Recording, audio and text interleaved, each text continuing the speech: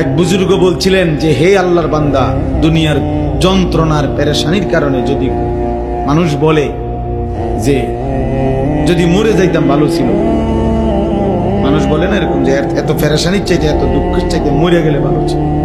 মহিলারা বেশি বলে, মহিলারা একবারে 19-এর থেকে 19.5 হইলে যা আমার মরণ আইয়ে না কা, আমি মরি না কা, আমার উপরে ঠান্ডা পড়ে না কা, আমার উপরে খোদার গজব পড়ে না কা। বেডির গজব মেডি নিজেই দেয়। মহিলাদের এই বদ অভ্যাস বেশি। হ্যাঁ, মানে মৃত্যু কামনা করে বেশি, বুঝেন নাই? মরণ কামনা করে বেশি। তাহলে ওই আল্লাহর ওলি বলছেন যে হে আল্লাহর বান্দা, দুনিয়ার পেরেশানির থেকে তো তুমি মনে মনে কামনা করিলা যে যদি মরে যাইতাম, পেরেশানি মুক্ত হইতাম।